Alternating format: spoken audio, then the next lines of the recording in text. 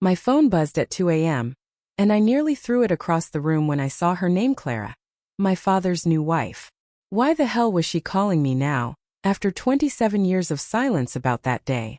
I was 10 when it happened, a kid caught in the crossfire of my father's rage and my mother's despair, and I'd spent my life burying the truth like a body in the backyard. But Clara's voice, soft and insistent, dragged it all back. "Ethan, I need to know what happened," she said, her words slicing through the fog of my sleepless night.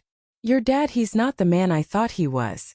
I sat up in bed, my heart pounding like it did back then, when I hid under the kitchen table, watching my father's boots stomp across the linoleum. That day, July 14, 1998, had been a furnace of a summer, the kind that made tempers flare and secrets fester. My father, Richard, was a towering man, all muscle and menace, a construction foreman who ruled our small Ohio town like a king. My mother, Ellen, was his opposite, fragile, kind, a schoolteacher who loved poetry and pressed wildflowers into books. But that day, something broke between them, and I was the only witness to the wreckage. Clara's call wasn't just a question, it was a grenade lobbed into the fragile peace I'd built.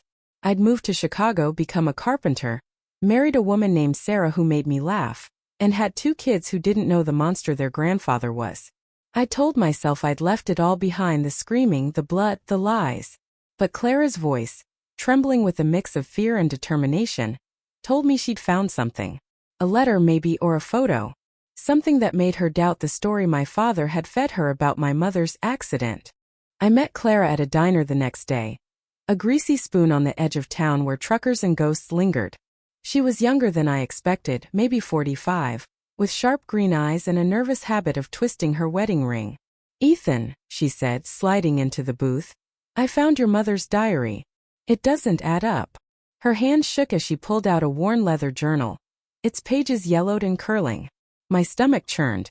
I hadn't seen that diary since I was a kid, when I'd found it hidden in the attic and read words that made my world tilt. The diary was my mother's voice, preserved like a fossil. She wrote about my father's temper, his late-night rages, the way he'd corner her in the kitchen and call her names I didn't understand at 10. But the last entry, dated the day she died, was different. "He's going to kill me," she wrote. "I'm scared, but I won't let him win. Ethan, if you find this, tell someone." I hadn't told anyone. I was too scared, too small, too loyal to the man who'd raised me. Instead, I'd watched as the town mourned my mother's fall down the stairs, and my father played the grieving widower. Clara leaned closer, her voice low. "Your dad told me she tripped, Ethan. But this says something else." Her eyes searched mine, pleading for answers I'd locked away. I wanted to run, to leave the diary and its truths behind, but her gaze held me like a vice. "What happened that day?" she asked again, and this time I couldn't lie.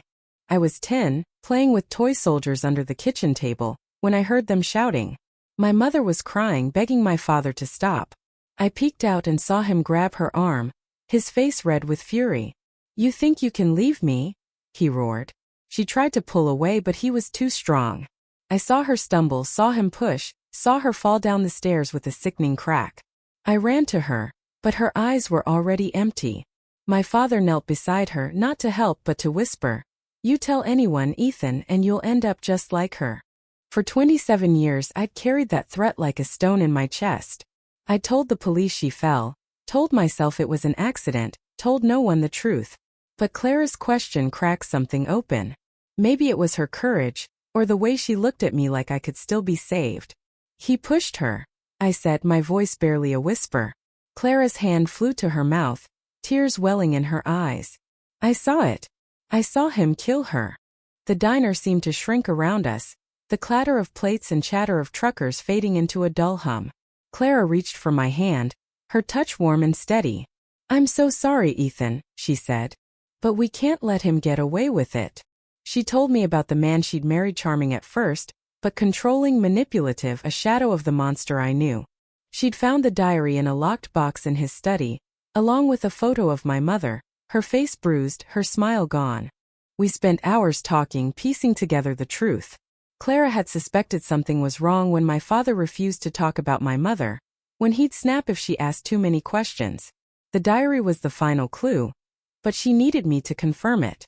"I'm scared," she admitted. He's still powerful in this town. People believe him. I knew she was right. My father had friends in high places, cops, judges, men who owed him favors. But I was done being afraid.